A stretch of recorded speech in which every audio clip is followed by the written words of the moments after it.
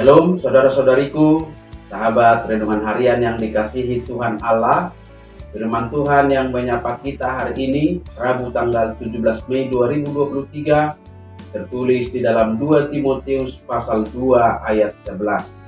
Mari saudara-saudariku, kita simak dan renungkan firman Tuhan yang menjadi kekuatan dan inspirasi untuk menjalani hari ini. Demikian, benarlah perkataan ini, jika kita mati dengan Dia, kita pun akan hidup dengan Dia.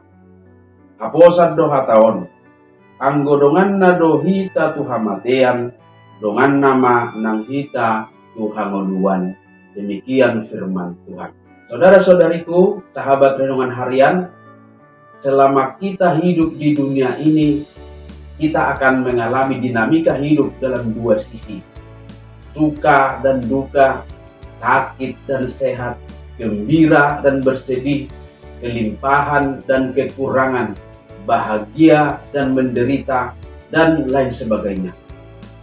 Ketika kita menjalani masa-masa sukacita, menjalani masa dalam keadaan sehat, bergembira, bahagia, kita akan menjalaninya dengan baik dan penuh rasa syukur.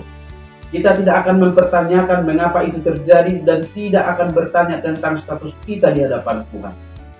Tetapi akan sangat berbeda ceritanya ketika kita mengalami sisi yang lainnya, yaitu ketika hidup kita diperhadapkan dengan duka cita, sakit penyakit, kekurangan, kesedihan, penderitaan, dan berbagai pergumulan lainnya.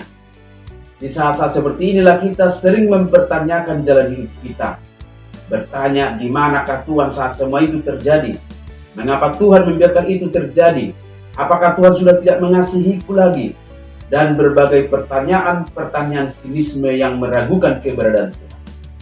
Dalam keadaan seperti ini, iblis pun akan menggoda kita dengan logika-logika yang mengarahkan pikiran kita seolah-olah Tuhan tidak peduli. Dan lewat pikiran-pikiran negatif tentang keberadaan Tuhan inilah iblis pun masuk seolah-olah kita bukan lagi milik Allah, kita menjadi milik iblis.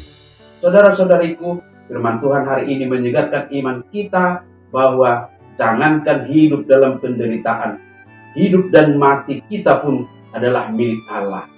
Hidup dan mati kita seutuhnya milik Tuhan kita. Penegasan kepemilikan Allah itulah yang dinyatakan oleh Yesus Kristus lewat kematian dan kebangkitannya. Maka jika kita mati dengan Dia, kita pun akan hidup dengan Dia. Tidak ada sedikit pun ruang bagi iblis dalam hidup kita, bahkan dalam kematian kita.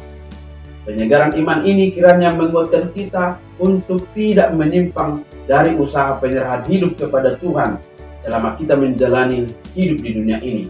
Oleh sebab itu, saudara-saudariku, sebagaimana Rasul Paulus menjalani hidupnya yang penuh penderitaan, yang harus menderita karena pemberitaan Injil Kristus, namun dia tetap fokus kepada Kristus, kita pun diajak menjalani hidup sebagai pengikut Kristus dengan kerelaan ikut menderita sebagai seorang prajurit yang baik dari Kristus Yesus, yang tidak terlalu memusingkan dirinya dengan soal-soal kehidupan, supaya tetap fokus dalam iman kepadanya, sehingga kita memiliki kekuatan dan hikmat dalam menjalani kehidupan yang penuh dinamika ini.